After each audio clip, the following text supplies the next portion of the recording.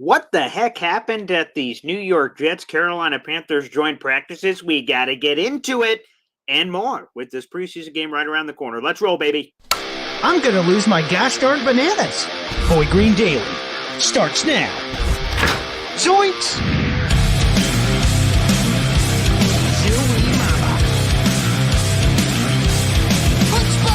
I made it clear that my intention was to play, and my intention was to play for the New York Jets.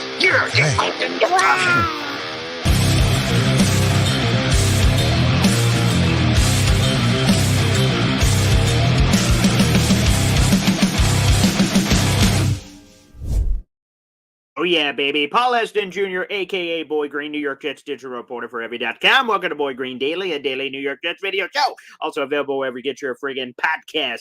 And let's bring on this guy. It's been a hot second, but well overdue. Zack Rosenblatt of The Athletic and the Can't Wait podcast. What's up, Zack? How's it Good going, morning. Boy Green? It's great to have you. It's great to have you on the show, man. And let's start there. So we heard it on the Thursday episode. If you guys missed it, yesterday's episode of the Can't Wait podcast. There's a new there's like a funeral of sorts, I guess, that's coming up in a couple of days. We're dragging old Yeller in the backyard, but then rising from the ashes, there's something on the horizon. Yeah. So we're so bittersweet. Like, can't wait. Mm-hmm. Like, as a podcast is going to end on Tuesday, we'll have our last one. I think we're going to try and get Connor on. Marissa will come back for the day. She's been busy with her Diana podcast. We're wrapping that one up, and we're going away. I'm not leaving The Athletic, but the podcast is leaving The Athletic. So we're going to have a new name, maybe change some things up a little bit, try and do a little different format, but it'll be the same idea though, obviously, covering the Jets the way I do. But yeah, I'm not going to say specifics yet because we're trying to save that for the Tuesday pod, but Sure. It's an exciting. We're joining up with some exciting people, and that Jets fans do like is my impression. So Okay. for those that hate me, they're gonna have to accept me on this new arena that you do like. So yeah. Okay. Very interesting. And let me ask you about this, Zack, because of course, you weren't there at the beginning of the Can't Wait podcast. Yeah. So when you were brought into The Athletic, you joined it. Is there something intriguing, for lack of a better word, that this new show, whatever it's going to be, again, I'm not going to interrogate you about it. We'll wait for the juicy details coming out on Tuesday, the last edition of the Can't Wait pod when you guys are promoting it. But is there something cool that you're going to be able to have your own thing at the beginning of something, whatever this Jets podcast is? Yeah. I inherited the Can't Wait podcast. Like you said, Connor, Tim, and Marissa all did a great job of building it up. And I was able to just jump right in when there's already a crowd. And, I'd say there's articles I have that I'm the most proud of, but I'd say the podcast gets talked to me about in person way more often than like anything I write. So that's always been a very cool thing. I think part of it's probably because people have to see my ugly face when they watch it on YouTube. But yeah. I always said, like, when you're a writer, you're kind of anonymous because you people to see your bylines. Maybe they hear your name and they'll know it. But with the podcast, people would see my face. So that was really cool. But yeah, without going into like where we're going, which is a big part of the excitement, we're just kind of, so the Athletic, they didn't like force us out or anything like that. I'll say that. Sure. Okay. But they have done away with a lot of like the local podcasts, like the teams. We had a lot of NFL ones. It was down to pretty much just us, I think. Really? Wow. Along. And so, but we were kind of excited about taking it in our own direction and, being a little independent and again, like I'm trying to walk a fine line. Of course. Yet, but you're normally on this side. You're normally the ones asking the questions, trying to get the information. Yeah. So that's interesting. Yeah. But yeah, it'll be, especially Tim and I. Marissa's really busy right now with her Diana podcast because it's still in the early stages. We hope she does eventually join us. I think she wants. Oh, okay. Nice. Not 100% sure yet on that. And then we're gonna try and have Connor on a bunch. He won't be full time. He's too cool for that. But yeah, so we're excited. I hope everybody follows us. We'll have all the details on Tuesday, but we're excited for sure. Okay. There you guys go. It's coming up soon. So we're giving you a preview of an announcement that is coming on Tuesday. So yeah, like I said on the podcast the other day, it's like when they do a teaser for a trailer for a movie, where it's like a short clip and then they do the actual trailer than a couple of days later. 100%. So just guys, get ready for that. I think it's going to be pretty gosh darn exciting. You're there, of course, down in the Carolina area for we have the preseason game coming up and the joint practices. I heard there was some kerfluffles, some scuffles, some fisticuffs, some extracurricular activity. Zach, what was happening down there? Yeah, as I'm sure you know by now, like with the joint practices, you kind of have to choose if you want to watch the offense or the defense. So, like, I didn't see the Michael Clemens one.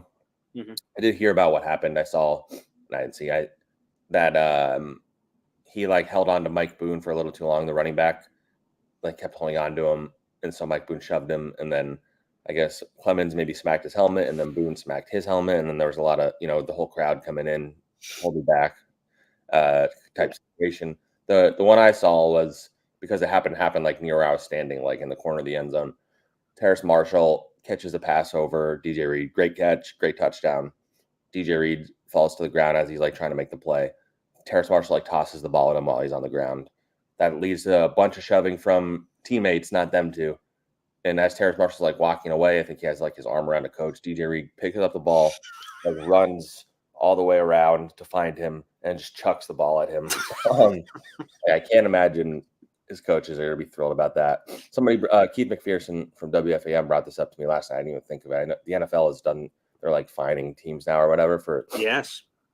I'm very curious to see how like strict they are with it, because this wasn't like a big blow up fight like the one the Giants had. And It wasn't like videos weren't blowing up online, which I think it was probably to make an example of the Giants and the Lions ultimately. But so I'm curious if there's any sort of thing. I don't think there will be, but that is something to keep in mind, I guess. And also a couple weeks ago or last week, it's hard to keep time during training camp. Yeah, of course.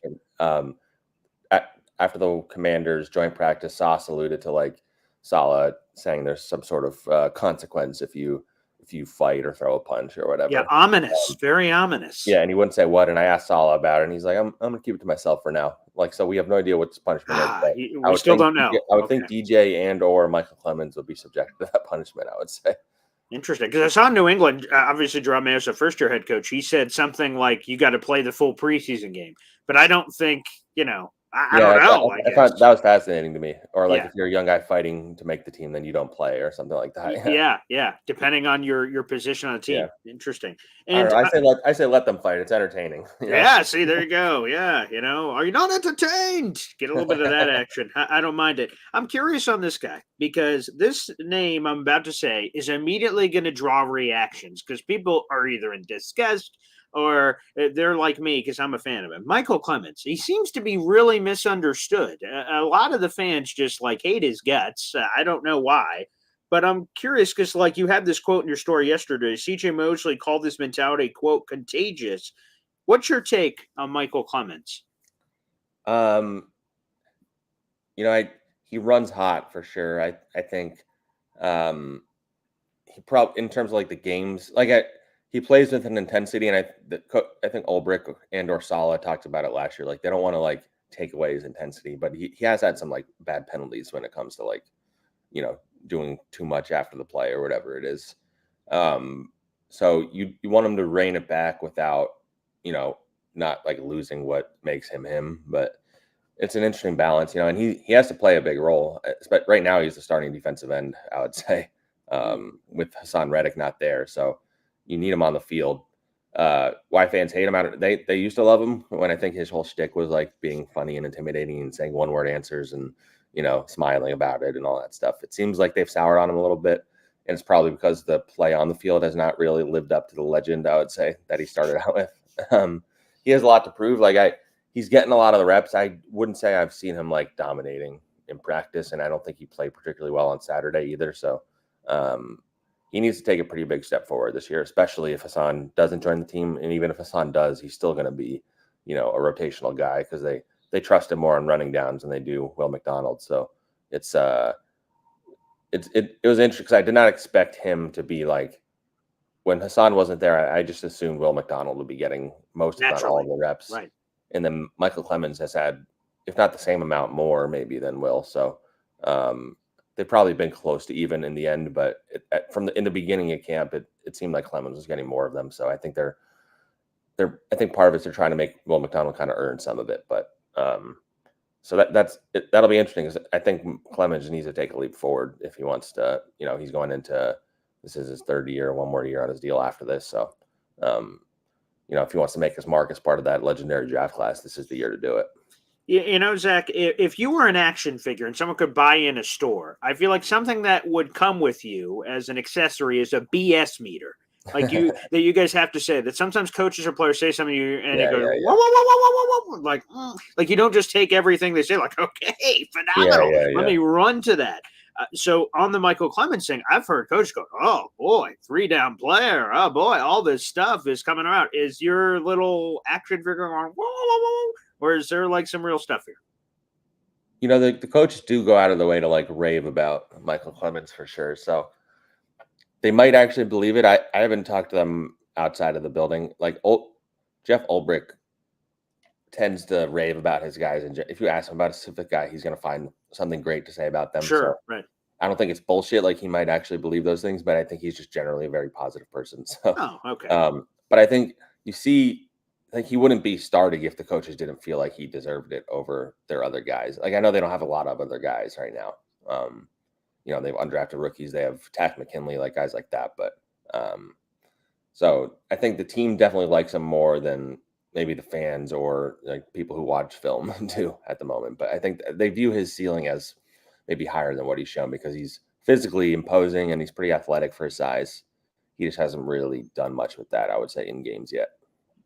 Okay. Again, we're speaking with Zack Rosenblatt, baby, of The Athletic, and podcast to be named at some point next week. You guys can find those details out at a later date. I'm curious. I saw this comment from Tom Pelissero on the Rich Eisen show, and it just was kind of interesting. He said, and I'll just read you the quote. We don't have time to play the video here.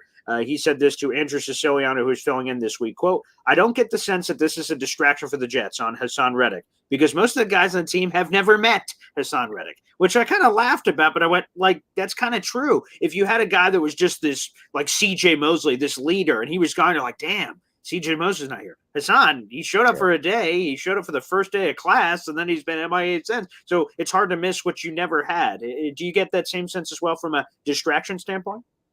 Yeah, C.J. Mosley had a great quote about him yesterday, where fans just like fell in love with C.J. as a leader. It seemed like based on the reaction, but he basically was like, he's not here. We're trying to prepare for the season. If he does come, and this was the first person to acknowledge that maybe this guy won't even show up, but he said, if he does come, he's gonna have to learn quickly, and adjust. And if he doesn't come, so be it. Like, so I think they all are just like, this guy's not really our teammate until he's our teammate, essentially. Like I think that's kind of the mindset. Some fans get mad when they get these guys. I haven't really done it, but some fans get mad when these guys get asked about Haason Reddick. It is a big story, so you kind of have to ask about it. And he's a teammate, and you kind of want to wonder, like, so how do you guys actually feel about it? And maybe there are guys that are annoyed, but I think at the end of the day, the end all be all is like production, like, or performance on the field. Like if you even think about like Aaron Rodgers, like over the years, even before he got to the Jets, he said stuff that is ruffled feathers and, people outside of football, very, very mad. But when he goes out there on Sunday, he's Aaron Rodgers. So like guys are okay with it. Like ultimately NFL players don't care as much about the off field stuff as you would think. Generally, I don't think like there's some things that maybe will annoy them or they get distracted, or if you make comments about a teammate or whatever it is. But I think at the end of the day, if you're going out there and producing and performing and helping your team win, nobody cares. So if Haason Reddick holds out, doesn't show up till week 2, whatever it is, I'm just throwing that out there. Yeah, of course. If he's producing like he has for the last 4 years, I think everybody's okay with him. If he comes out and, he's making up injuries or he's not playing well or he's complaining or whatever it is, then he might not be very popular in there. So he has to prove to his team that he wants to be a part of the team because so far he does not. So I think there's something there with that when he actually does show up. But ultimately, if he does show up, I don't see there being issues necessarily. Is this 2024 New York Jets defense elite without Haason Reddick? I guess it depends on like the level of elite that we're talking. Like, are they a top 3 defense without him? I don't think so. Can they be a top 10 defense without him? Yeah, I still think they can if everybody stays healthy. I think they're maybe some depth issues at some spots, but they still have an elite cornerback trio. MC2 is still hurt, but I think the safeties are solid. Maybe you can call that a weakness if you want. I think they're solid. Two of the best linebackers in the game, Quinn Williams, Jermaine Johnson, Pro Bowler, Kinlaw should be good. There's not many holes in this defense. So even if it's not like the best defense in the league, you don't need the best defense in the league necessarily to win football games. You need a solid defense and an offense that can score enough points to win, which the Jets have not had. So, But yeah, I do think if they're going to win a Super Bowl, if we're going to talk about them, top 5 defense, 10+ win team, like all that stuff, I think Reddick should or needs to be a part of it because, they, as you let Bryce Huff walk, you trade away JFM for nothing, and you don't really bring in anybody else new. You're just banking on Will McDonald. So if Will McDonald and Clemens don't take the next step, then I'm a little concerned, but you at least still have 3 other good defensive linemen next to them. So they can still be solid. But yeah, Reddick is the one that takes them to another level because you take JFM, you take Huff, you take Reddick. Everybody would take Reddick out of those 3 every time if you're talking just pure football. So he's a really, really good player. He just needs to be on the field. So I've gotten this one a few times, so I want to ask someone who's been at some of the practices. DJ Reed's been beaten a handful of times in some practices and game situations, and people are asking if it's a big deal or no deal. Because most of the time in practice, it's Garrett Wilson. Yeah, I think he's going to beat a lot of people. So is it something to note, or are we overrating this as fans? It's definitely been noticeable, but I'm not I wouldn't be concerned yet. I think something you generally should remember is that everybody's going to target DJ Reed because Sauce Gardner is on the other side. That, even the Jets, Garrett Wilson has been lined up with DJ Reed a lot of the time, and Garrett Wilson's going to beat most corners he plays. He's beating Sauce too. That happens. So I'm not concerned because I think DJ is a very good player, obviously. But if we get to the season and this is happening, then we can start getting worried. And I'd also, note that Michael Carter II also isn't out there either. So that that makes things a little bit more difficult when he's manning the middle of the field in a different way than everybody else who they have putting in there when he's out. So I'm not concerned yet. He got beat a couple times, especially against the Panthers. But it's always too early to panic during training camp when it comes to individual player performance, and it also is too early to overreact. Which every year we do it, I do it, you do it. A guy looks great in camp, you're he's going to be amazing, and then you get to the season and he's barely does anything, or the opposite, a guy that's not doing anything in camp, and you're there's no way he makes the team. He makes it, and he does, what he did. Ashton Davis last year, I remember not really standing out at all in camp, and then he had a really, really good year. So and then there's always the opposite too. There's, Elijah Moore is always the famous dominant in training camp and then not there once the season starts. So I always emphasize not to overreact to anything in training camp, especially because even the joint practices now. Sure. It was always talked about as it's basically the preseason. It's basically the preseason now in the way that they don't actually do anything anymore. Aaron Rodgers made the great point the other day. They don't show anything, and so it's very basic vanilla stuff. And so you're not actually seeing what's going to look like. You can get a good read on how talented a team is relative to another team still, I think, which is valuable. But I wouldn't put even too much weight on the joint practice stuff. What was your temperature on Aaron Rodgers? Because I think this is kind of important. This joint practice that he participated in was your guys' first time seeing him really since I don't even know when. You'd have to tell me. So what's your take on seeing Rodgers against a different team? Yeah, he and the offense were struggling for a lot of the start of practice. Garrett Wilson even acknowledged it. He said they got off to a really bad start. Alan Lazard, it started early with Lazard dropping the ball deflecting off Lazard's hands into a defender's hands, which, as I said to somebody yesterday, he either has 4 straight great practices or he has one where he does something like that where the fans would just forget about all the, as Kaz is always joking, summer of Lazard is on pause, summer of Lazard is back on, that kind of thing. Yeah. It does feel like that back and forth. But yeah, there were some bad throws thrown behind some guys. He had an interception that was, pretty. He didn't see a linebacker, and the guy jumped the route and picked the ball off. Which these aren't usual Rodgers things. I think he's still kind of getting his sea legs under him if you think about it, even if he doesn't want to admit it. But then 2 things. Number one, none of those bad plays happen when he targets Garrett Wilson. Like I think their chemistry is back on track, I would say. And Garrett is just, I'm as high on Garrett as anybody could be. I think I just think he's an absolute star. And then Aaron, even when he's had, sluggish or, the receivers are struggling or whatever, once you get to the 2-minute drill portion of practice, he's just always aces because he makes it, there's a lot less thinking going on because they're moving quick. As soon as he snaps the ball, he's throwing it. He's maybe the best ever at doing that. And you see it in practice even now. Towards the end, they were playing mostly backups on the O-line besides Tippmann and Simpson. So the D-line of the Panthers is getting in real quick, but he's getting rid of the ball immediately to Garrett, to Tyler Conklin in particular. Throws a ball down the field to Garrett, I think probably to draw a DPI because he just threw it way up in the air.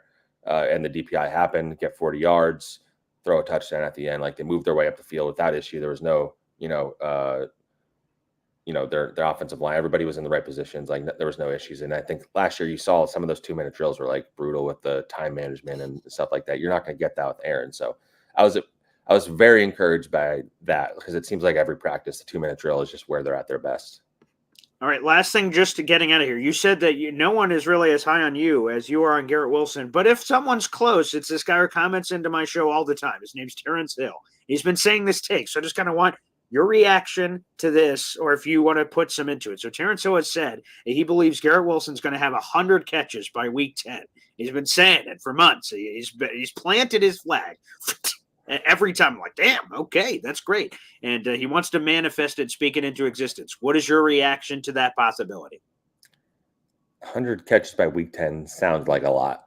Yeah, it does. It would be 10 catches a game, I guess. Yeah. Yeah, I'm not sure I'm ready to say that. I mean, I wouldn't rule it out because I do think he's going to have an unreal year, but sure. I'm not sure I am ready to predict 100 catches by week 10. I think that's even more optimistic for me. Okay. Well, Terrence, I told you I'd throw that out there to people. We'll see if that can continue to build some steam. Zach, thanks for coming on the show. And congratulations on this new show. This sounds palpable, exciting, awesome. Yeah, so we can't wait. So, again, that's going to be coming up on Tuesday. Do we have a time yet, or is that kind of floating for that? Not sure the time yet. Probably around like a 3 p.m. type range, but not 100%. I'll be tweeting about it, though, for sure. Okay, great. Can't wait. Zach, thanks for joining us, man, and enjoy your time in Carolina. Thanks, bud. Okay, there he is. Zack Rosenblatt joining us on the show, baby. Zack Rosenblatt. See, I told you, Terrence. I promised you, baby. I promised you we get that in there. There you go. Zack Rosenblatt, who is super high on Garrett Wilson.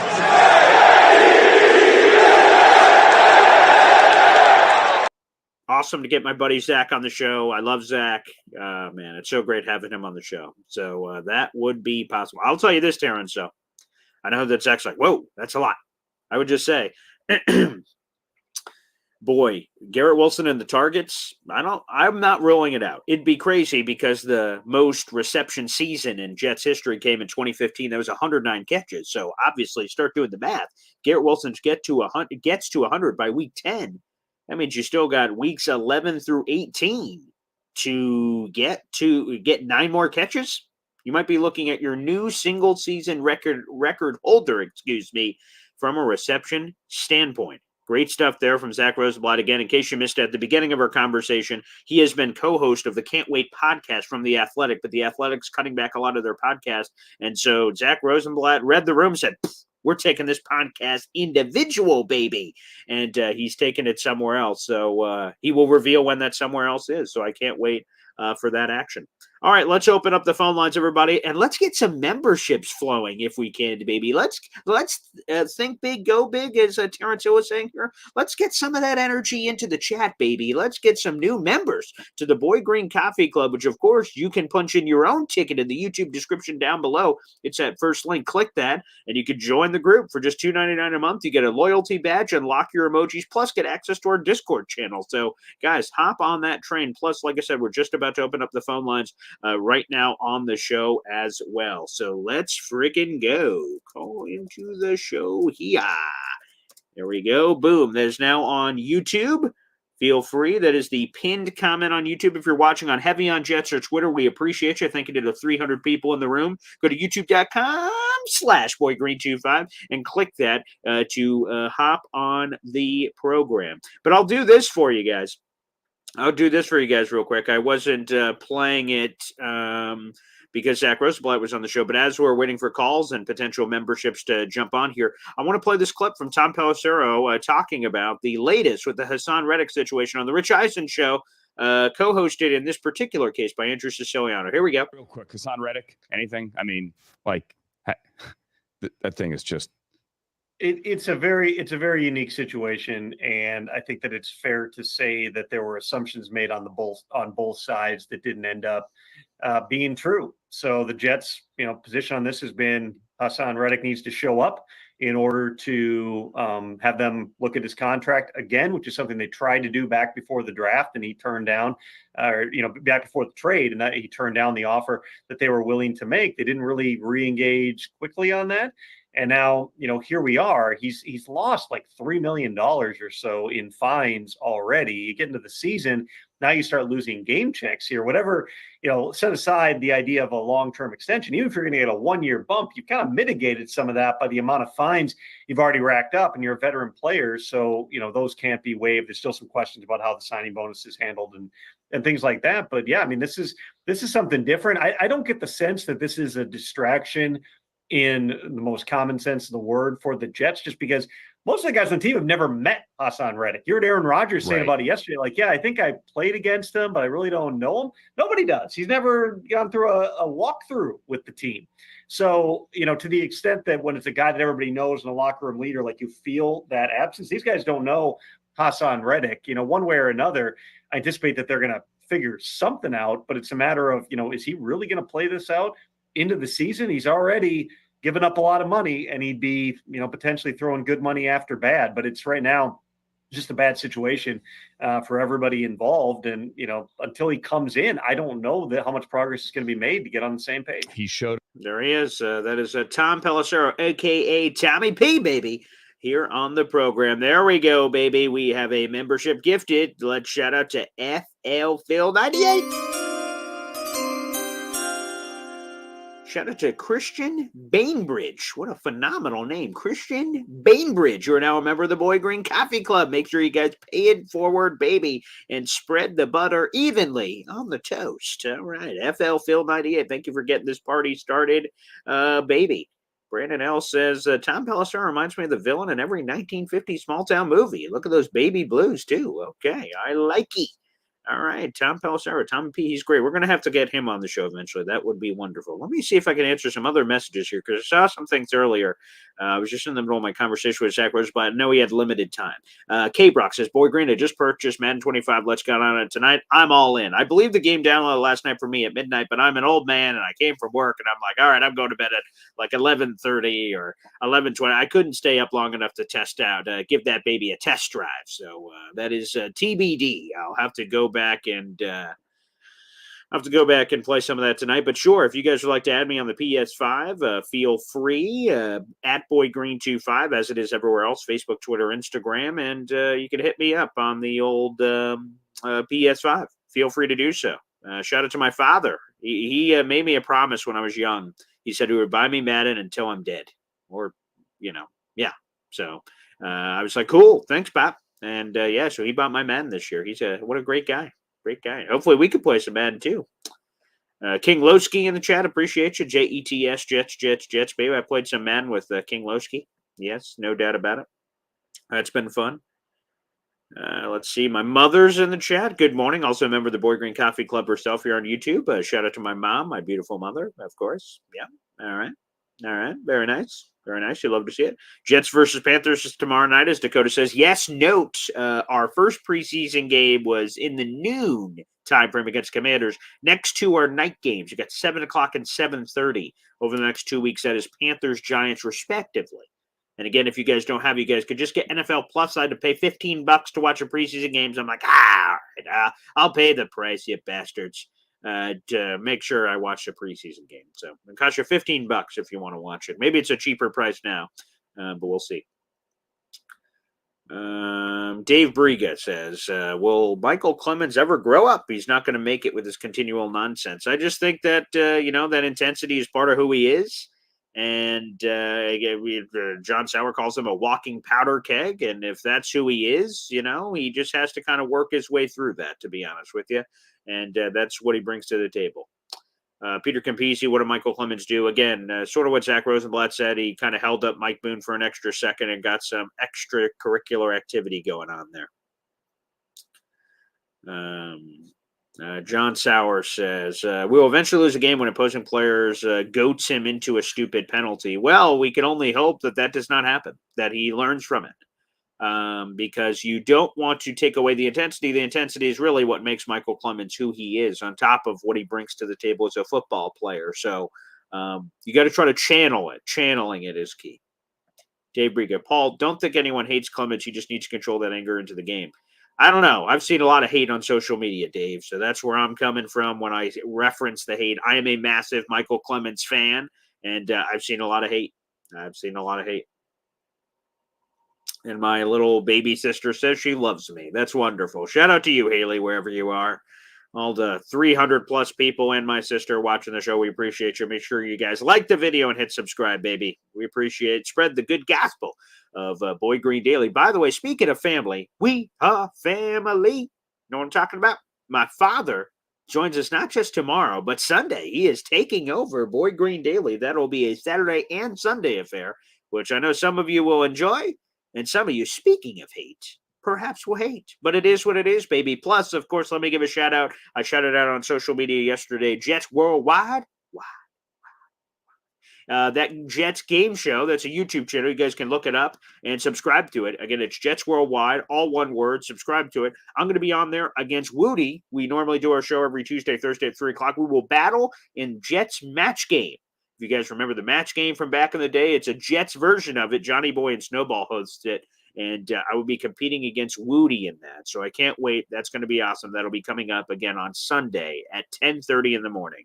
10:30 a.m. That seemed pretty clear, but Woody was unclear of the timing or the time zone. I'm not really sure what excuses he was trying to make, but here we go. Snowball, good morning to all. My family is starving. I will emoji for food. Hit the like button to become a channel member, please. Yeah, Snowball is solely responsible, or has been so far anyway, of creating all of our emojis for the channel. So when we reach new membership, which, by the way, we're still a decent amount away. I think we're 40 members away from the next emoji. So we had been on a run of boom, boom, boom, boom, and all of a sudden, whoa, okay, now it's a ways away. So we'll see if at some point we could get into that, back into those emojis. That would be wonderful. And like I said, hopefully we can use these emojis to immortalize some of the great fans that support the show. That's some of my favorites to use personally, to be honest with you. So it's cool to commemorate those fans. So before I get back into the comments, just for instance, most recently we got guys like Ricky New York, honored, Easy OC, Uncle Tio, Bubba Badshaw, Jared B-Mac. I mean, there's been my daughter, Zariah Luna, even with a wow emoji. There's been so many. My father is enshrined in here in this Hall of Fame of sorts. Huh? Yeah. Woody. Snowball himself. I mean, there's so many great ones. So hopefully we can continue that train. No doubt about it. FL Field says, I hope that helps Snowball feed his family. Oh, that is funny. I love it. Absolutely love it. All right, let me catch up on a few more comments here. I love it. Terrence Hill says, we're winning it all, baby. Shoot for the stars. This is our year, and I believe it in my freaking plums. The Jets are going to win the whole gosh darn thing, baby. The confetti will be raining down from the high heavens, and it's going to be absolutely beautiful. Before we get back to the phone lines, I see Shadow Realm saying this. So this Takk McKinley kid is turning heads at camp. Very interesting. So like I said yesterday, the Jets had a camera on the field for the end of their little broadcast, but the beginning of the Jets-Panthers kind of going at it in joint practice. And I have this video clip of one-on-ones where Jets defensive linemen were going against Panthers offensive linemen. I do have one clip where it was Olu Fashanu, but for the most part, again, it was Jets defensive linemen going against Panthers offensive linemen. And Takk McKinley, there was a really good clip. I have a bunch of them out there. Javon Kinlaw, Solomon Thomas, Likey Fotu had a very nice video package here. Yeah, here you go. I'll let you guys see this one. I'll throw it up on the screen real quick. This is Takk McKinley. I'll take off your comment real quick, Shadow Realm. But this is the comment here. or video rather. This little video clip is from joint practice. This is a Takk McKinley one-on-one. Look at this bend, man. Look at that. Let me throw that back up on the big screen here. Like, look at this bend that Takk gets coming around. And who is he facing? That's Ike Ekwonu, the former first rounder of the Carolina Panthers, man. The Jets just have a thing for getting the most out of their guys. Takk McKinley, a former first-round draft choice, man. Like, look at this bend around the edge. He's a former first-rounder. Saleh said that, he's had life things kind of come up as to why he believes he hasn't been able to realize his full potential. You saw a lot of pops in the first 2 years, and he's kind of just been not there. But, boy, in this system, with that pedigree, damn, man, look at that. Like, that's a strip sack. If that's in a game, that's a strip sack. Look at him coming around the edge, bending right around him. Boop, strip sack, gets the ball out. Like, damn, man. Like, that's super impressive. So, Takk McKinley, man, the arrow is pointing up. That's for damn sure. All right, let's go to the phone lines. Hep joined us here on the show. What's up, Hep? Hey, Paul. I haven't seen you in a couple of days. Just been doing, world's been hitting me on the side. Okay. All but right. anyway, I was going to say about this Corey Davis thing. Yeah. I don't know. Do you think he was a bit of a malcontent back when we had Isaiah Davis and what's the other guy's name? The running back. They came together. You must be thinking about someone else. When Corey Davis was here, a malcontent. What running backs? Like Michael Carter, you're talking about? Michael Carter, yeah. Michael Carter and Isaiah. Didn't they come in together, right? Those two? No, Isaiah Davis just got drafted this year, so he wasn't with. No, not Isaiah Davis. I'm thinking of the other one. The two that came in together. I can't even remember his name now. Jesus Christ. But they came in together. He was the guy that requested a trade. He was played the slot. Oh, Denzel Mims you're talking about? No. He's the other guy, the young guy. Elijah Moore. Yes. Let me just tell you how much of a problem it is. You say, the guy that requested a trade. Oh, this guy. No. Oh, this guy? Oh, no. Oh, this guy? No. Like, good Lord. The fact that I have that many options is concerning. But yes, they were like attached to the hip and were like kind of malcontent guys. No, I don't believe Corey Davis was in that group. Oh, okay. Because I know he was like the leader of. He was basically our wide receiver one at that time. And then, with Elijah, and then, as I said, Elijah and the running back, they were tied at the hip, those two together. Yes. And it turned out that they both kind of were malcontents. Mm-hmm. I was wondering if maybe Corey Davis was poisoning the water a little bit, the well or something. I mean, it's possible. I mean, front facing, he seemed like a guy that hated the media's guts, and he didn't like interacting with any of them at all. And then there was just this, I don't know. What I want to know is what happened. Is it as simple as, because again, he randomly retires. He must be dealing with a personal situation. But then he decides to come back in a few months. And the Jets say, we'd love to have you back. And he's like, that's cool. Can you release me from my rights? I'd like to explore my options. And the Jets are kind of like, okay. And then he's just been working out with the Bills and stuff. It's just very strange. So I'm wondering what happened. Is it as simple as they spent a ton of money on Allen Lazard and he got disrespected and said, hey, man, I'm right here. Why are you buying Allen Lazard? I'm right here. And maybe he was just super pissed about that the entire time. Maybe, I guess. I don't know. But it is bizarre. I mean, I'm not really too disappointed. I mean, Corey Drops Davis was his nickname in my house. Yeah. But, what are you going to do? And we're going to do great. We have a full wide receiver room. We're going to do great with these guys. Especially with Rodgers throwing the ball. It makes everybody better. So we'll do that. And any news with the Reddick stuff? No, so Zack Rosenblatt, thank you to our Jets insider for joining us here. He is the first one that said it, and which I don't know if concerned is the right word, but whatever the word is, I mean, maybe it is concerned, is he's the first one that said that this could creep into the regular season. He said that at the tail end of last week, and then he kind of reiterated a possibility of that right now, or earlier on the show with, the fact that, like, we've gone this deep, and Reddick seems so dug in that, like, if he has sacrificed this much money to him, if you're stubborn about something, and unfortunately I've been this way in my past, if I'm so into something, even if it's hurting me, I'm like, F it. I'm already this far. What's this much further? And that's a very dangerous mentality to have. But I heard them talk about this on the podcast yesterday. If he misses week 1, Where does the leverage lie?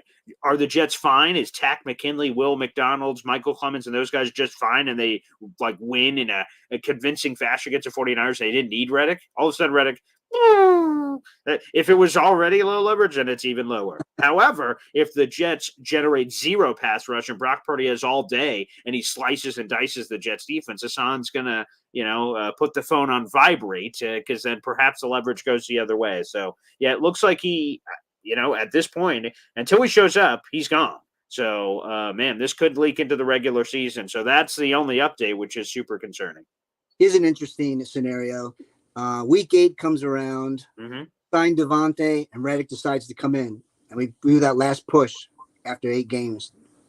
Which, again, when you look at the first half of the Jets schedule, we talked about this. I think the only 2 tough opponents are the New York Jets, and then if you want to squint and say at Pittsburgh, although it's hard for, I say no offense, but then I say something that's clearly offensive. Like, Pittsburgh, the quarterback situation, all that, I kind of look at it. They have TJ Watt. They have, like, some talented players, but, like, the San Francisco one's tough. Week 6 Buffalo's tough, but then that's really it. Those are the 2 tough ones to me, and then everyone else is super manageable. And I could really see you being the Jets sporting a very good record by that point, and then all of a sudden you make this great chase with Reddick and others you can add. So that's tantalizing, Hep.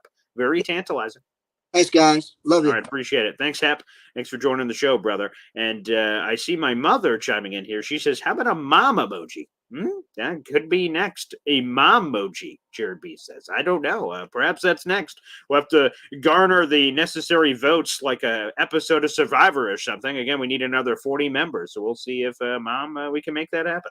All right, let's go back to the phone lines. Our boy Terrence joins us here on the show. Boy Green Daily, Boy Green Meets Woody, back to Boy Green Daily. This guy is a consistent employee, punching in and punching out. It's inspirational. What's up, buddy? Good morning, Boy Green. Good morning, everybody. Yeah, that's funny because I was going to take off this morning because when I look back at my footage, I'm choppy. Like my video was going in and out. Yeah. It was weird that it happened yesterday. I don't know what happened.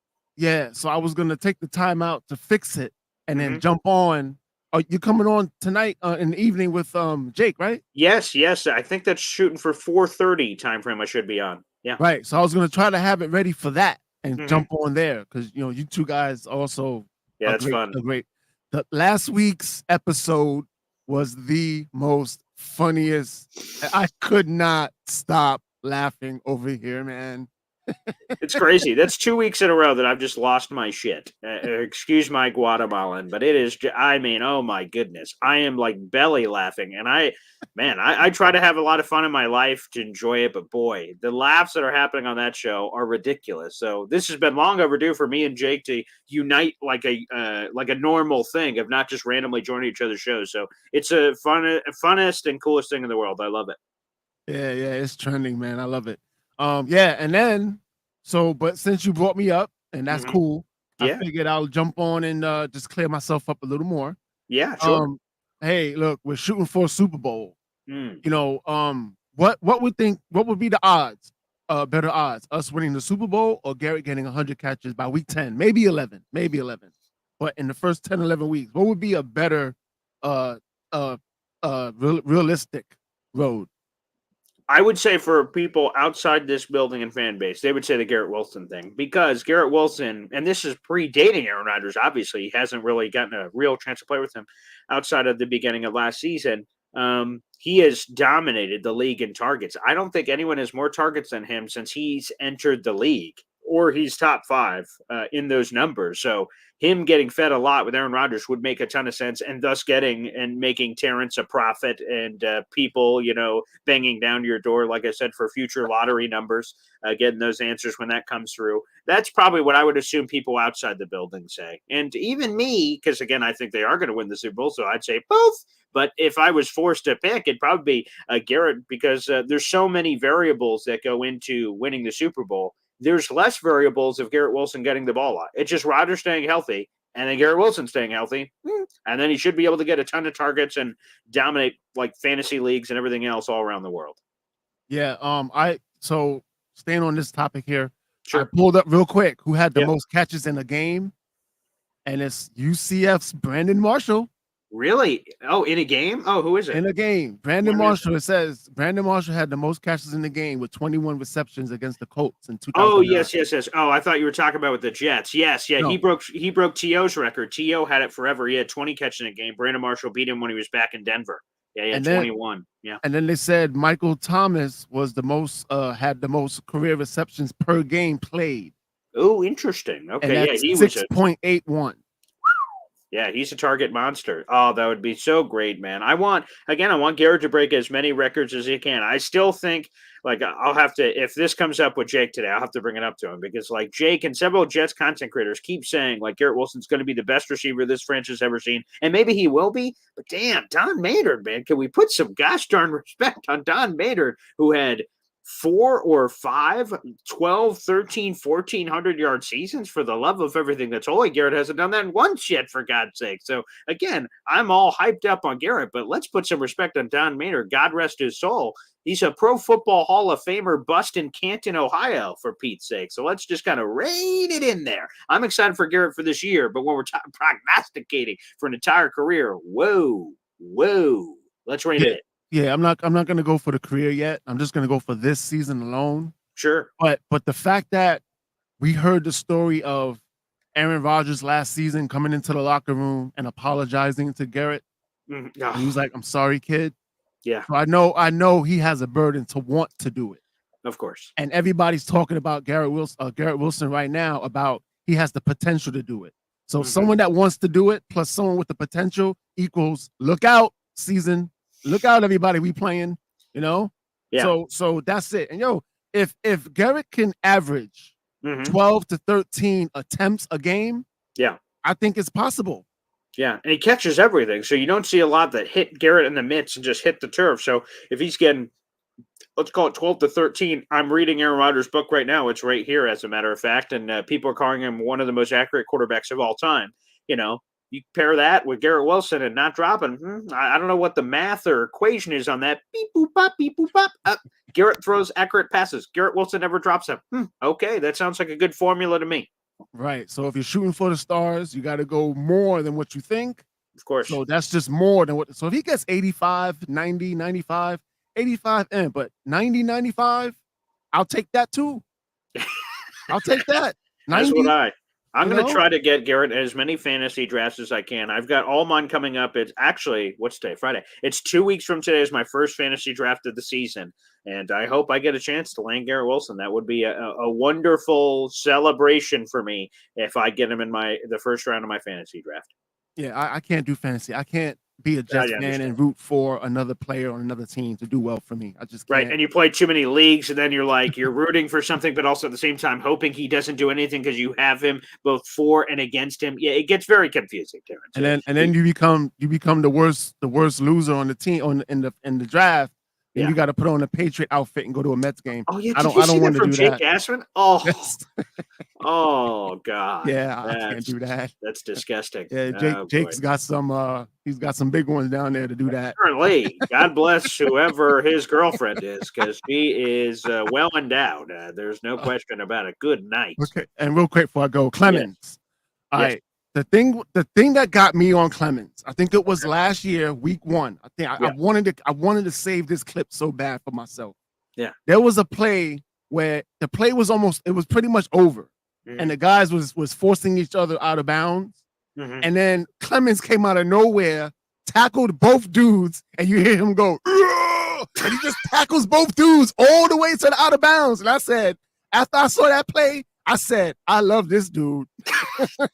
Again, that's apparently he's polarizing. Like I said, if you go on Twitter right now and you search Michael Clemens, there's a lot of guys that say, I hate Michael Clemens. I hate Michael Clemens. He's a jerk. And these are Jet people saying this. There's also people outside the fan base also saying it, but specifically there are inside Jet fan base people saying they don't like Michael Clemens. I don't get it. I think he's incredibly misunderstood, and I hope people really appreciate him this year.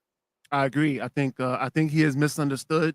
And I think you give this man a shot, he's gonna do some stuff for us. And he might get a flag or two along the way, but if he's doing it in the realm of playing the right way and just catching a weird flag like McDonald did last week, I'll take those flags. But are we bringing up Clemens because he started that fight yesterday? Apparently, yeah, that's why he came up initially. I asked Zack, I said, hey, Jets Panthers fights, what'd you see? He said most of that was from the defense to the Panthers offense. He said when you're a beat reporter, you have to pick because they do it on opposite sides of the field. Jet offense, Panthers defense, Panthers offense versus Jets defense. And he said he heard that it was Michael Clemens got in a fight with Mike Boone, the Panthers running back. He held him up for an extra second, and then they started talking shit to each other and then punching each other and all kinds of craziness. So that came up, and then I had it in my notes anyway, because if he came up, I wanted to dive into him and say, basically what we're talking about right now. It seems like he's misunderstood. What's your vibe? You see him at practice all the time. What's the truth? What's really on? So he says he thinks there's stuff on both sides. Okay, well then I'll be looking forward to hearing if any players talk about Michael Clemens in their conferences coming up. Yeah, I like him. I like him and McDonald. I'm fans. Yeah, 100% I am. And again, hopefully more people jump on our bandwagon here, Terrence, for the Michael Clemens train toot toot. Let's do Terrence, it. Let's do it. All right, thanks guys. for Have a good morning. There he is. Terrence, baby. Let's give him one of these. Up.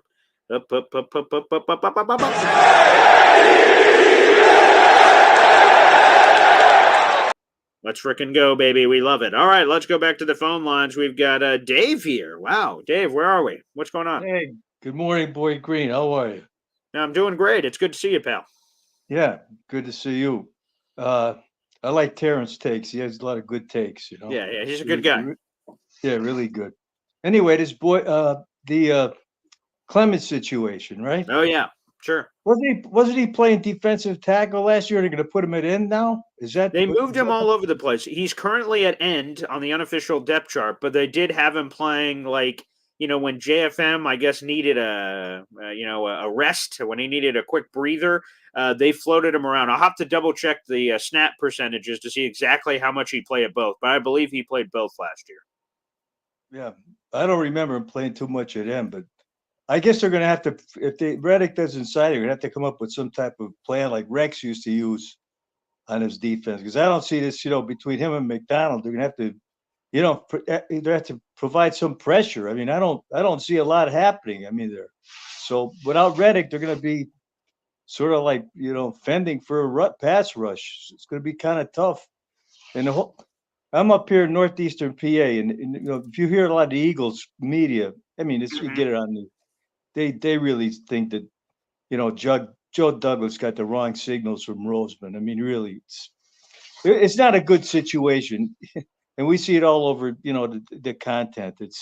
They got to sign this guy. I don't see Douglas. He put all his eggs in his basket. I mean, without bringing him in, I mean, it's a tough situation because the guys are coming up.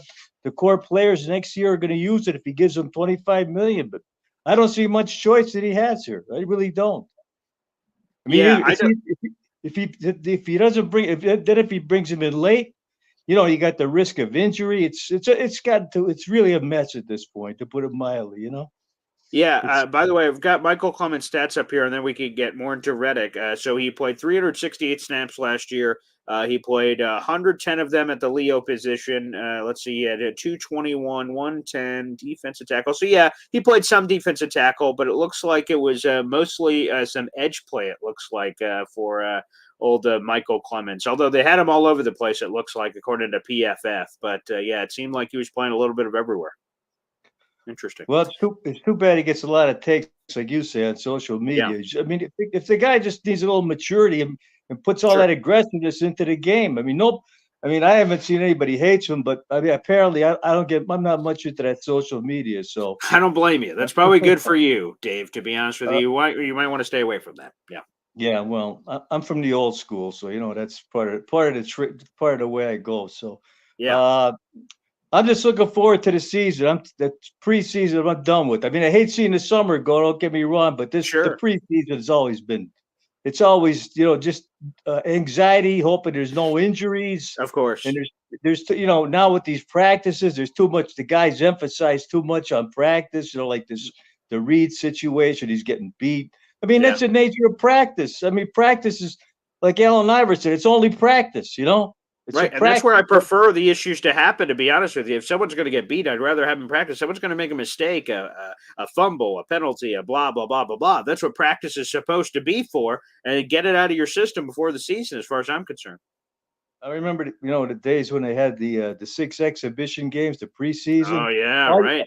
All we used to do was see guys get hurt left and right. Joe Namath in the Detroit Lions game, trying to tackle a player that intercepted a pass. I mean, them during the preseason, we'd leave. They let John Riggins go to Washington. I mean, it's always a disaster. I mean, those kind of things. Those kind of things you remember if you go way back to. I mean, I see the Super Bowl '69. Yeah, wow. I'm like in a Joe B class, So we see like he says, we got a lot of pain, the pain, So, but we've seen some good days too. So it's tough, hey, for the young guys, I put it this way: you haven't seen anything. Yeah, we try not to. I try not to be too negative, like Joe B. Sure. But I mean, you have to be realistic. You have to be Of realistic. course. But I'm looking forward to the game going down to Miami with Richie's Roundtable. Any guys going? Ooh, yeah, we'll check out. I'm not, but we'll see if anyone else is. We'll get that going in the chat to see. That sounds like a lot of fun, Dave. Oh, it's going to be a good time. The only problem I see is that Richie's got this box with Miami Dolphins players, with fans rather. And you know what? I still remember the days when Don Shula punked us on that wet field. I mean, I call him the 1983. Oh yeah. I still, you know what? I'll never forget that game as long as I live. Though they didn't put the tarp down. Yeah, it was, and even guys like Marty Lyons, he gives Shula a pass. Well, I don't, because Shula knows what he did. To this day, I despise the Miami Dolphins. Screw the Dolphins. They're just. I think most older Jet fans, they hate the Dolphins. They give the Patriots a pass because, hey, listen, they were a good team. They have Brady. I mean, yeah, Belichick gave us the shafts, but that's what I think the line is normally. I think for older Jet fans, they hate the Dolphins more because of everything you just said, the Mud Bowl and everything else.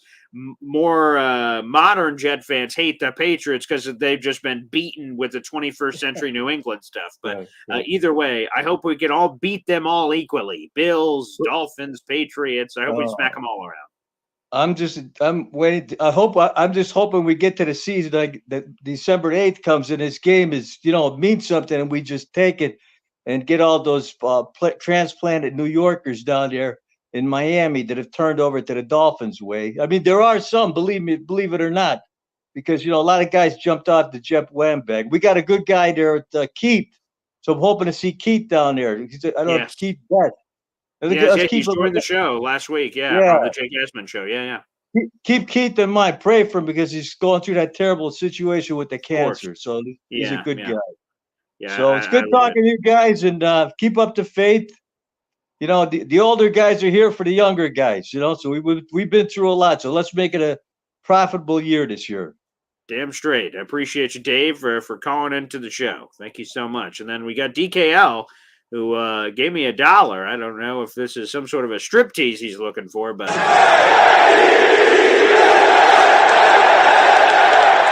And I don't know. There was no comment with the $1. He just threw a 1 at me, and I just dance. But I don't know. Don't know if that was satisfactory for the $1 that was thrown there. Anywho, why don't we do this? Now, normally we don't do this.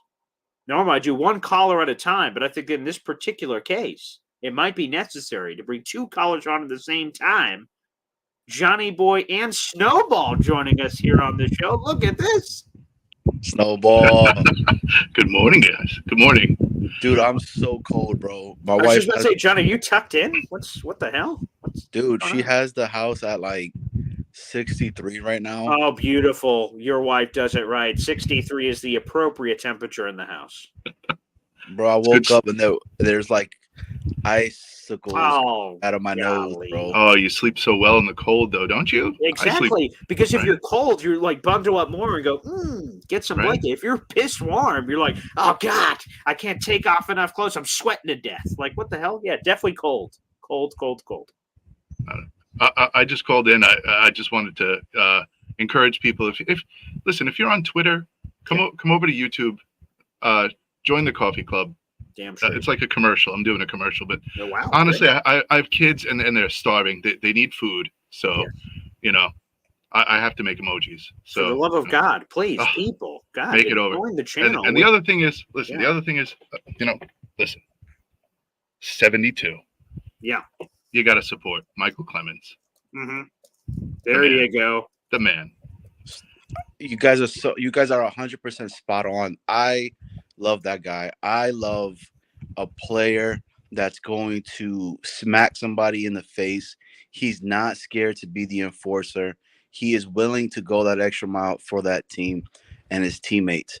Like, I don't understand why people are like, oh, I mean, I get it. He's not super good. But last year, he put on weight and was a lot slower.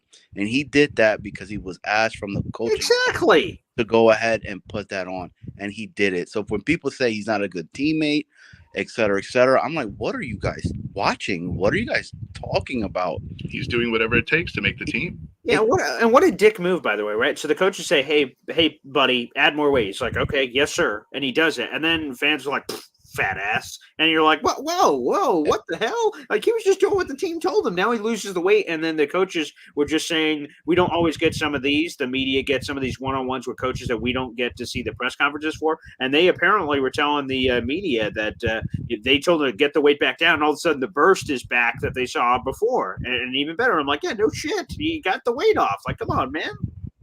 It's easy to put the weight on. It's hard to take the weight off. That's for sure. I can confirm. Absolutely can confirm. Yes. And I tell you this much, the Haason Reddick situation right now, sure. Like, I know it sucks, but at the same time, I kind of love it because it's taken away from any Aaron Rodgers bad media stuff. That's true. All the other things that come along during the offseason, well, during preseason. I keep messing up with Woody too because I keep saying offseason and preseason, but that's okay. Yeah, I mean that's taken away from that as well, which is good for us. The drama is maybe just one thing compared to many things, which would be a lot worse for us. I mean, that would be same old Jets. Dude, I'm not worried. If he's here, he's here. If he's not here, it is what it is. Like, I've been preaching what you've been saying, Boy Green, since the very beginning, where if you guys can trust anything, trust the defensive coaches that we have. Trust that this offense this year is going to have leads, and you guys are going to see another level of the defense that we have not yet to been released. Like, it's going to be insane. I cannot wait. I mean, can you imagine us up 24 to like 6 or something like that? And you know the team has to throw it. The team has to it's strictly just straight. We got to throw the ball because we got to catch back up. And I mean, and the guys are like, let me pin my ears back real quick. Let me go and rush this dude. Or seeing some insane, corner blitz because we didn't see it last year because we couldn't. We had to play in so much prevent and hope that, we could hold them at least to a field goal. The whole break, what is it? Bend but don't break. Yes, right. That we have. I would just say, like, I would jump in to say, you say, oh, can I imagine 24-6? No, I can't. I can't imagine up 7-0. So, like, that would be great. I just, got to start somewhere. Like, what is playing with the lead feel like? Exactly. I don't know what that feels like. And Judy Batista was like cracking jokes. I had her on the thing, and she said, yeah, I asked the players about playing with the lead. And Rodgers said, can you imagine this defense playing with a 2-score lead? She said, did they have any lead last year? I'm like, I don't know if they did. But thanks, Judy. But go ahead, Snowball. No, before I go, two guys who are getting ignored. Yeah. Fotu. Damn straight. And Kinlaw. Thank you. Like, come on. Like, we have McDonald. We know, we're praying that something happens with McDonald. Of course, yeah. But with these two guys are getting smacked in the face, like, obviously JFM left. We understand. But these two guys, they're like hired mercenaries. They're coming in to help the defense a ton. So, I think we've been in this situation before. The defense was pretty damn good last year. We've added some pieces that are better than we had before. And now we're just listen, this guy Reddick, he can come, he can go. We're fine. We're okay. People in the media like to blow things up. Fans like to go insane and jump off a cliff. Like, we're going to be good. This defensive unit is solid. So we're just going to have more points to play with.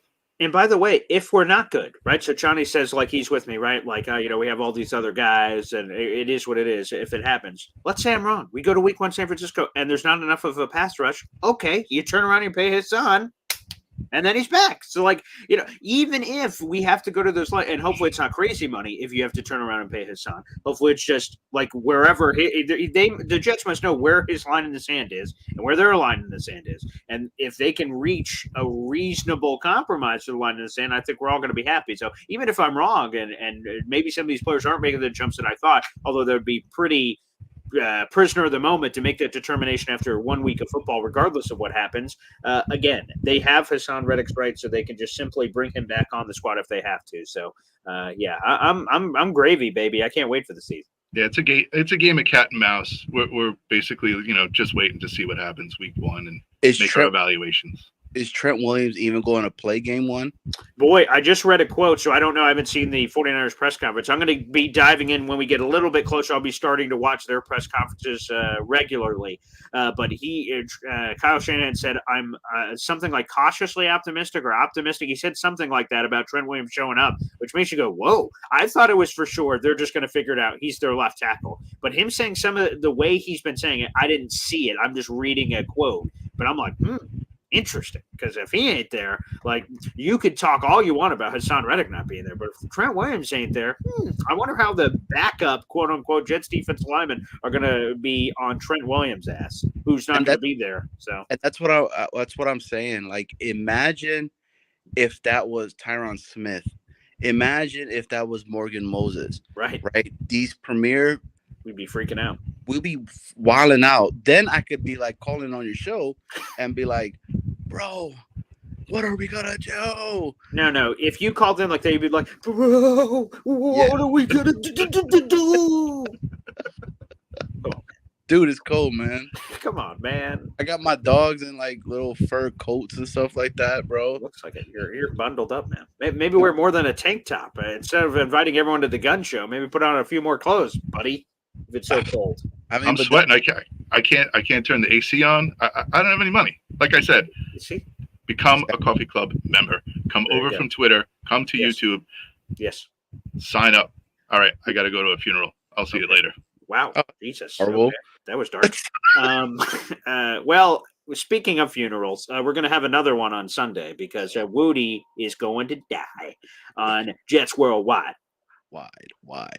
And I'm going to kick his ass because we're playing a game. Again, guys, I promoted it earlier in the show, but I'll promote it again. Again, look it up on YouTube. Jets Worldwide, all one word, on YouTube. You can subscribe to the channel right now. They have a couple other episodes. You can go check them out. I believe they have 2 episodes part of this Woody one coming up. So, guys, go watch those. Those are a lot of fun. And then you can hit the bell, subscribe, of course. Like the video already right off the top. Plus, hit the bell notification. So as soon as that does go live on Sunday, you'll be immediately notified so you can jump in. Me versus Woody, an old school Jets match game. It'll be old school, the match game, but with a Jets flair twist into it, which is going to be really cool. So I can't wait.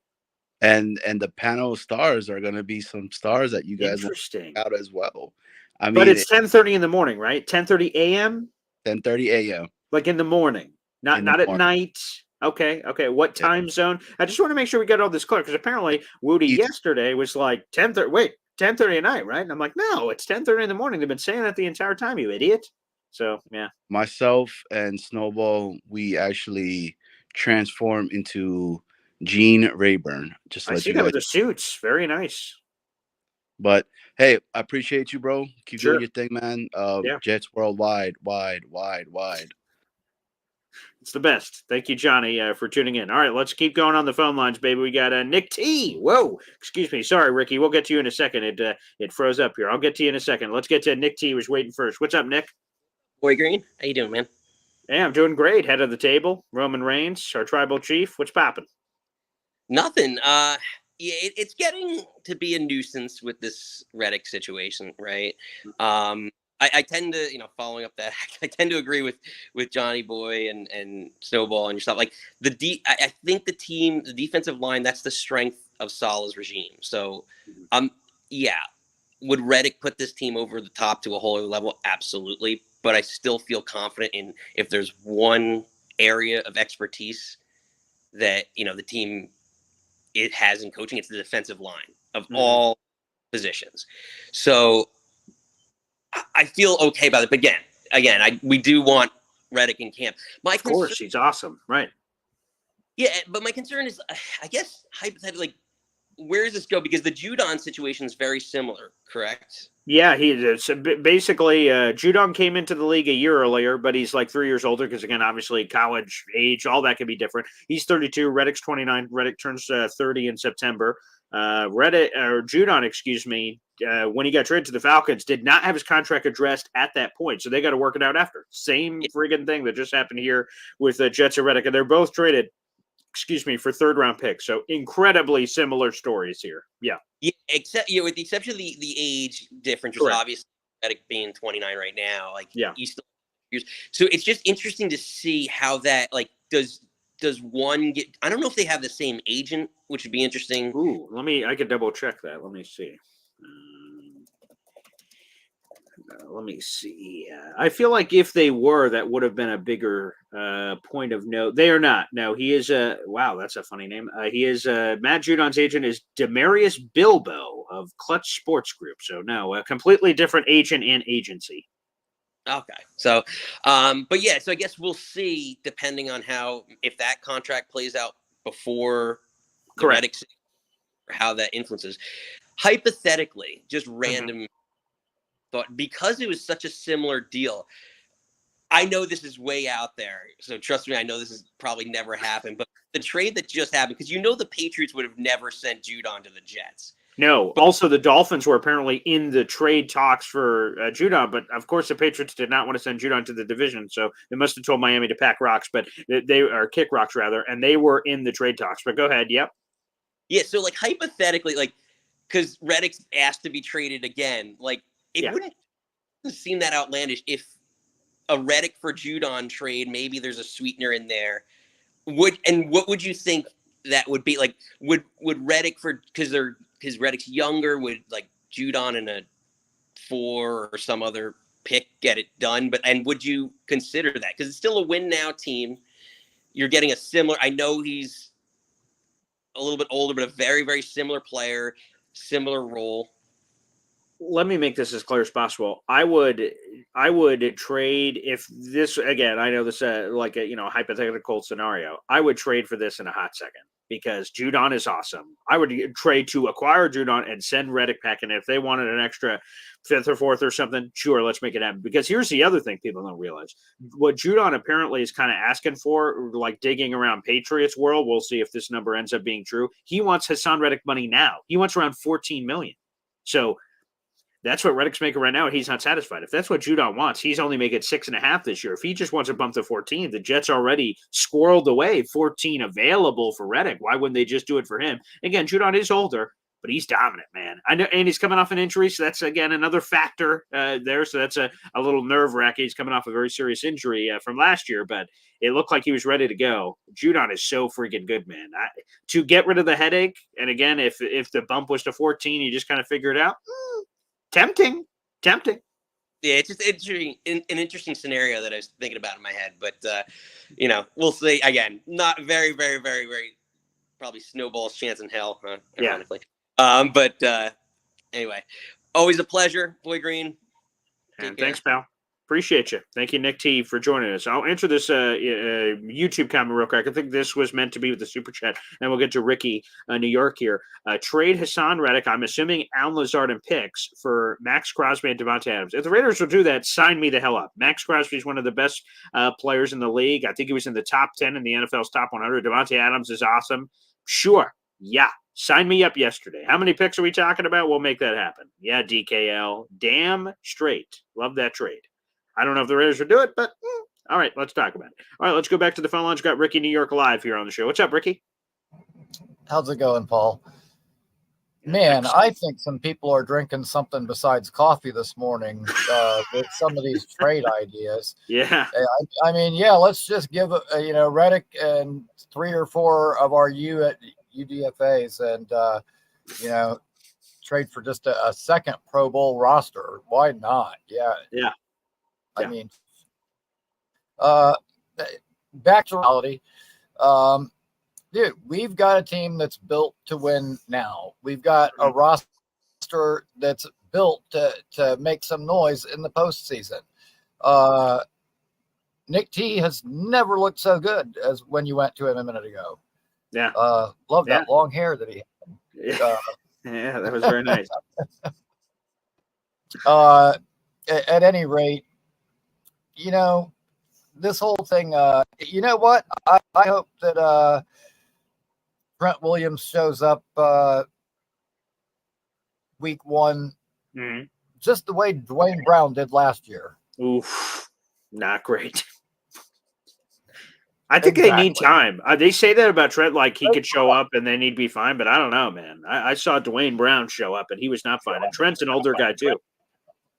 That's what I'm saying. You know, older offensive linemen that haven't had any action, hadn't been practicing at all or anything. He's been a complete holdout. You know, he hasn't even been there. So yeah, the longer he holds out, even if he shows up in a week, is great news for the Jets. Yeah.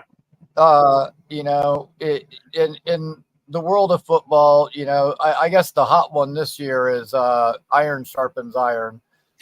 But you know, yeah, we have an iron. I don't think it's very sharp. It gets really hot, but I don't think it's very sharp. But you know, I concur. That's not a real good analogy, I don't think. But I don't at any rate, you know, like high motor. There's all these words that you know you hear all the time. And you know, the one that you always hear is football shape. You have to get into football. So you can be in shape, but are you in football shape? That's and right. Part of that is putting the pads on, getting hit, getting that body used to it, getting reacclimated to that, and doing football things. Yeah. But to go from the couch to the battlefield, especially for an older guy, an older offensive lineman at that, not good, man. Not good. So, Trent, enjoy your time off. We don't want to rush you. Kick back, take it easy. I love that. Let's fingers crossed. I mean, yeah, things just keep looking better for us. You know, we added Tyron Smith. We added Mike Williams. You know, we thought we added Haason Reddick. But you know what? People around the league are seeing what we're doing. You know, Shaq Barrett, he said, "Oh, no, I don't want none of that." Called it a day. Yeah. You know, and what do they got in Miami? You know, Wilkins is gone. Bradley Chubb doesn't worry me. He can't stay healthy. You know, people want to rag on our guys can't stay healthy. Dude, Bradley Chubb was hurt his first year in the league, and he's been hurt almost every one since. I laughed my ass off when those idiots traded for him. For a first-round pick, too. Yeah. Awesome. You know, keep it up with the wannabe JD shit down there and trade away some more picks, morons. At any rate, and you know, and I never root for an injury, but I ain't gonna miss not seeing Matt Milano this year. Jackass. I've heard those tweets. I've been getting them in the mentions of, like, you know, some people have basically said this is like this same tweet I've gotten over and over again. I never root for injuries, but it couldn't have happened to a better guy, Matt Milano. And I'm like, yes, exactly. And I said something similar on Jake's show yesterday, and I was like, you know, he speared Mike White in the head, or you know, in the ribs on purpose. The guy's a scumbag. This is karma coming back to bite him. And I love Jake Asman, but he was like, well, you know, I don't know that he did it on purpose. Really? Because Mike White had already been taken out of the game for ribs. They said his ribs. It was public knowledge. Okay. Then he comes back into the game, and the guy launches himself, leaves his feet, leads with the helmet right into the ribs. You don't know that that's on purpose? What do you need for him to come out and say it? I mean, that shit was on purpose. Mm. You know, when you hear the guy leaves the game because of his ribs, and then you know, basically just launch yourself like a missile right into his ribs, that's on purpose. And for what it's worth, I think Matt Milano got the desired effect, exactly what he was wanting. Mike White couldn't continue, and you know, it was bad news for us, you know. Yeah. And but you know what? Screw him. He's a scumbag. Won't miss him. You know, and they lost their center. You know, yep. They've lost some pieces over there. And I love me some Keon Coleman, but he's not Stephon Diggs. And I think they're definitely going to take a step back. Miami wasn't what they think they are to begin with. You know what? I get that shit, you know, on the college front too, with the Miami fans, you know, coming at the Florida people. And it's like, dude, it's been like, I forget what the exact number is, but it's like 1,300 and something days since the last time Miami beat Florida State. But these idiots run their mouth like they beat us last week. Miami people are so delusional, and I got it bad because I'm in Florida, so I got to live near a lot of these idiots. But yeah, it's just crazy. And but man, I'm pumped. You know, we got a couple of weeks until Jet football, barely over a week until college football, and that's right. I'm fired up, and both of my teams are looking great. Dude, even last year, you know, Florida State and the Jets were so similar. You know, the defense ruling the day. Nobody could score on them. You know, holding the opponents. QB injuries. Yeah, right. I got you. Yeah. I mean, everything was so similar. And even this year, like I come on you guys' show, and it's like we got the best cornerback trio, you know, in the league. And then I go on my college shows, and it's like, our offense is just going to get better because they're probably not going to face a secondary this good the rest of the year. You know, we got 3 potential first-round picks in our secondary right now. The only thing that's tough for me with my college team is they keep saying, yeah, oh, we're really looking for a breakout from wide receiver Elijah Moore.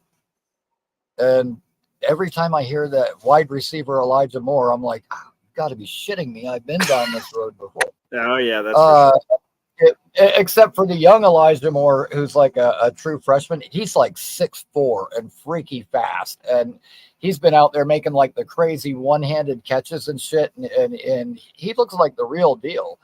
And it's kind of crazy. Here at Syracuse basketball, a recruit this year, his name is Elijah Moore.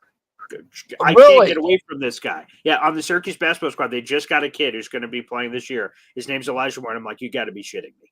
Like, what that's the way I feel. And with me, it's crazier because he's a wide receiver. But I mean, like that. Right. This is just a random basketball player plays like guard or something. Right now, I agree. Yours is cooler. Yeah. It's definitely odd. Like when I first heard it, I was like, oh, you got to be joking. But then I saw some of the highlights, and I was like, holy shit. Okay, all right, we're good here. We just drafted the wrong Elijah Moore. JD's just so ahead of his time. You know, that's all there is to it.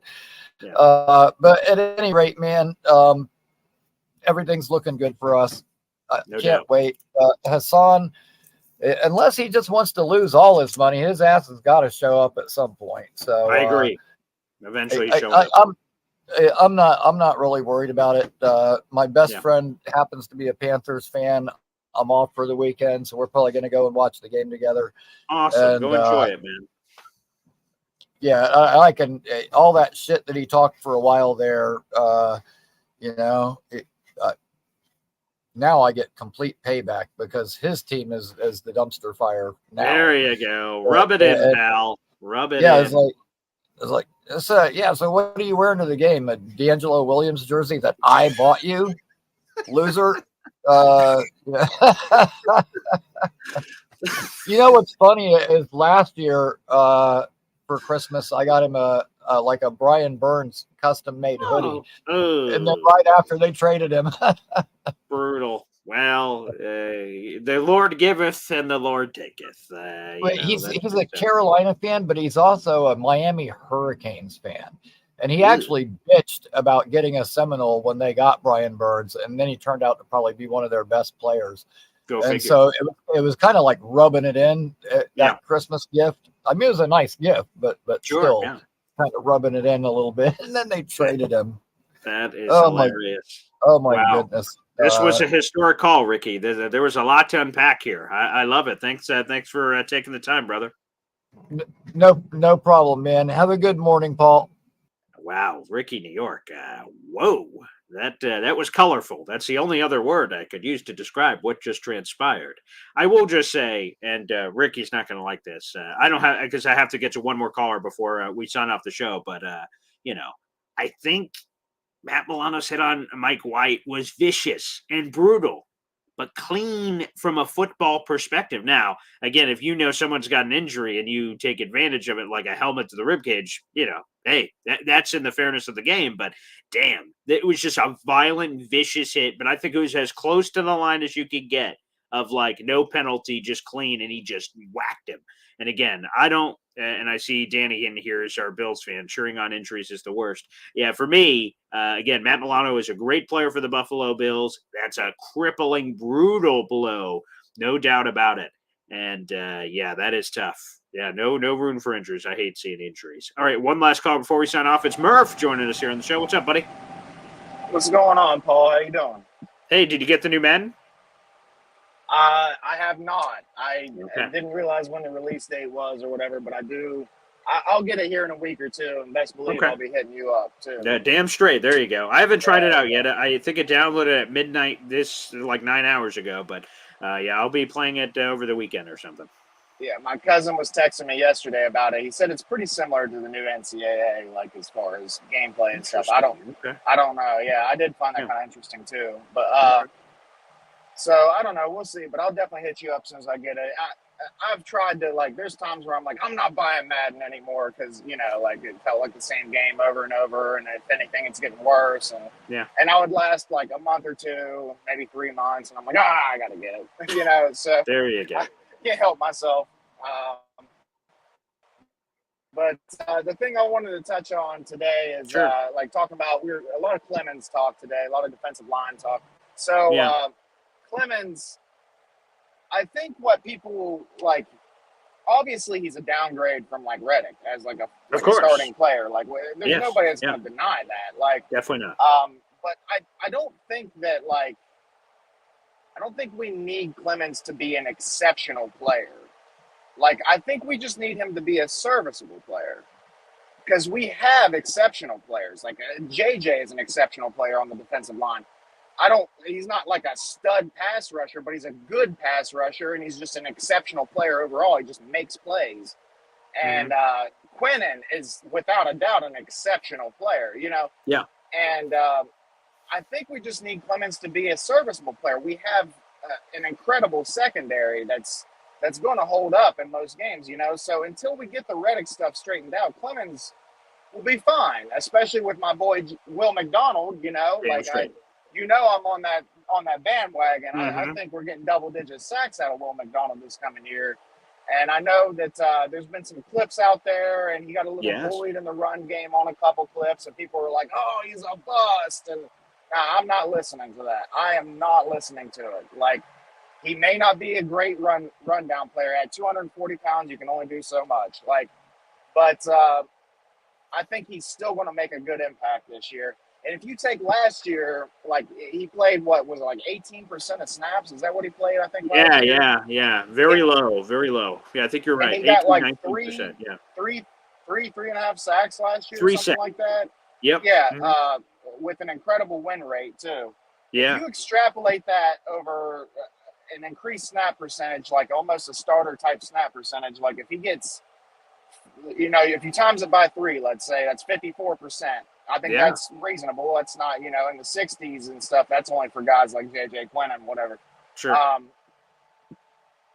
You're looking at 9 sacks. So me saying 10 sacks in a year is off the wall. Like, you know what I mean?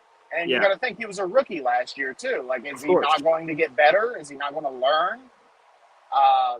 Yeah, I know. think I your see a point good is year coming out of important, that it's not one guy replacing Haason Reddick, because if that's it, one guy can't replace Haason Reddick. It's impossible or unexpected. Like if someone just comes on the scene with 14 seconds, we're like, whoa, blessed be he to the gods who blessed us with that. But if we're being honest with ourselves, it's going to have to be by committee. It's going to be a village that replaces Reddick, not one player. So a little Michael Clemens, a little Will McDonald, a little Takk McKinley, I don't know, Eric Watts, Braden McGregor, Leonard Turner, whoever makes this team of those 10 defensive linemen, it's going to be a village. And if the team and everyone else is great, Quincy, Sauce, blah, blah, blah, blah, go through Quentin Williams, all these dudes, all of a sudden I think you're okay. But yeah, I think sometimes we go, oh man, Michael Clemens is a starter in place of Haason Reddick. Like Michael Clemens not as good as Haason Reddick. Yeah, thank you for that sizzling take. Woo, wow. Okay, thank you for that one. Yes, we all concur that he's not as good, but he doesn't have to be just as good. I think that's a point that a lot of people miss.